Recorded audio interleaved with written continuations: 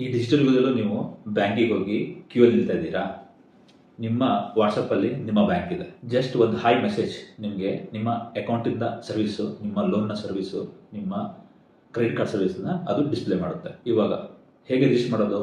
Just ಆಯಾ ಬ್ಯಾಂಕಿನ ವಾಟ್ಸಪ್ಪಿಗೆ ಒಂದೊಂದು ನಂಬರ್ ಇರುತ್ತೆ. ಆ ನಂಬರ್ನ ನಿಮ್ಮ ಮೊಬೈಲಲ್ಲಿ ಸೇವ್ ಮಾಡಿಬಿಟ್ಟು ಒಂದು ಹಾಯ್ ಅಂತ ಕಳಿಸ್ಬೇಕು. ಹಾಯ್ ಅಂತ ಕಳಿಸಿದ ಮೇಲೆ ಅದು ರಿಜಿಸ್ಟ್ರೇಷನ್ ಮಾಡ್ಕೊಳ್ಳಿಕ್ಕೆ ಏನು ಡೀಟೇಲ್ಸ್ ಬೇಕು ಅಂತ ಕೇಳುತ್ತೆ. ಆ ಡೀಟೇಲ್ಸ್ನ ಕಳಿಸ್ಬಿಟ್ಟು ನೀವು ರಿಜಿಸ್ಟರ್ ಆಗ್ಬೋದು. ರಿಜಿಸ್ಟರ್ ಆದಮೇಲೆ ನಿಮಗೆ ಆಯಾ ಬ್ಯಾಂಕಿನ ಯಾವ ರೀತಿಯ ಸರ್ವಿಸ್ಗಳಿದೆ ಅಂತ ನಿಮ್ಮಲ್ಲಿ ಡಿಸ್ಪ್ಲೇ ಆಗುತ್ತೆ. ಆ ಸರ್ವಿಸ್ನ ನೀವು ಉಪಯೋಗಿಸ್ಕೊಬೋದು. ಇವಾಗ ನಿಮ್ಮ ತಲೆಯಲ್ಲಿ ಓಡ್ತಾ ಇರ್ಬೋದು, ಇದು ಸೆಕ್ಯೂರ್ ಇದೆಯಾ ಅಂತ. 100% ಸೆಕ್ಯೂರ್. ಈ ಡಿಜಿಟಲ್ ಯುಗದಲ್ಲಿ ಈ ಥರ ಟೆಕ್ನಿಕಲಿ ಡೆವಲಪ್ ಆಗಿರೋಂಥ ಸಾಫ್ಟ್ವೇರ್ನ ನೀವು ಯೂಸ್ ಮಾಡ್ಕೋಬೇಕಾಗುತ್ತೆ. ನಿಮ್ಮ ಮೊಬೈಲ್ನ ಸುಮ್ಮನೆ ಸ್ಕ್ರೋಲ್ ಮಾಡೋದು ಬಿಡಿ, ಸ್ಮಾರ್ಟರ್ ವೇಯಲ್ಲಿ ಮೊಬೈಲ್ನ ಯೂಸ್ ಮಾಡಿ ವಾಟ್ಸಪ್ ಬ್ಯಾಂಕಿಂಗ್ನ ರಿಜಿಸ್ಟರ್ ಆಗಿ.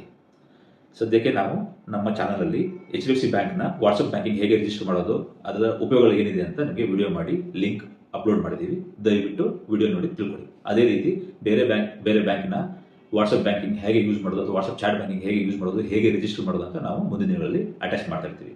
ದಯವಿಟ್ಟು ನೋಡಿಬಿಟ್ಟು ಸಬ್ಸ್ಕ್ರೈಬ್ ಆಗಿ 4 ಜನಕ್ಕೆ ನಮ್ಮ ಚಾನಲ್ ಬಗ್ಗೆ ಎಕ್ಸ್ಪ್ಲೇನ್ ಮಾಡಿ. ಅದೇ ರೀತಿ ನಿಮ್ಗೆ ಏನಾದರೂ ಬ್ಯಾಂಕಿಂಗ್ ಡೌಟ್ ಇದ್ದರೆ ದಯವಿಟ್ಟು ನಮಗೆ ಕಮೆಂಟ್ ಮಾಡಿ. Thank you.